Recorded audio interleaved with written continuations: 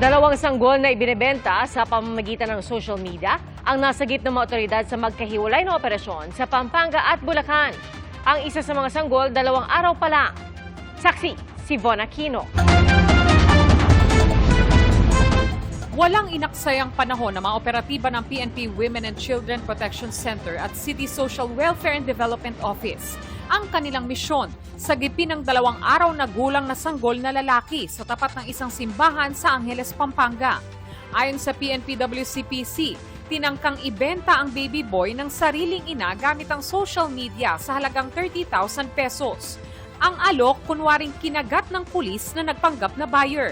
At nang iaabot na ang sanggol, agad siyang ni-rescue. Yun ang nakakalungkot kasi as it appears, para lang siyang commodity na ino-offer. So, very crucial na pag nakapag-engage kami nito, dapat mabilisan. Kasi paano kung mapunta sa maling kamay itong mga batang ito? Inaresto naman ang ina ng sanggol at nasa kustodiya na ng mga pulis. Katwiran ng ina ng bata. Hindi niya planado ang pagbubuntis at gagamitin daw sana ang pera para ipagamot ang isa pang anak na may karamdaman. Bakit, ma'am? Sa isang fast food branch naman sa Baliwag, Bulacan, sinagip ng PNP-WCPC at City Social Welfare Office ang 3 buwang gulang na sanggol na babae. Ayon sa WCPC, tinangkaring ibenta ng kanyang ina ang sanggol sa halagang 130,000 pesos gamit din ng social media.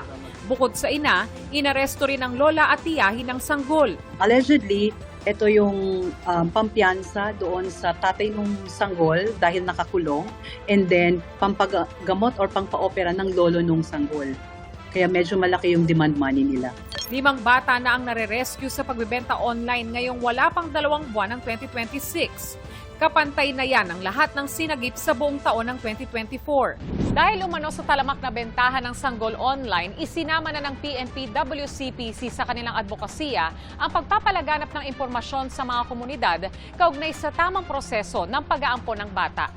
Maharap ang mga inaresto sa mga reklamong paglabag sa Expanded Anti-Trafficking in Persons Act of 2022, Special Protection of Children Against Abuse, Exploitation and Discrimination Act, at Cybercrime Prevention Act of 2012. Itinurn over naman ang mga sanggol sa National Authority for Child Care, isang attached agency ng DSWD. Kami po ay masusing mag-iimbestiga, manghuhuli, at magkakaso sa mga taong nagbebenta ng sanggol o ng bata na ginagawang kalakal ang mga ito. Tandaan po natin, ang bawat sanggol, buhay yan. Hindi po siya pareho ng isang bagay o isang hayop na pwedeng ibenta.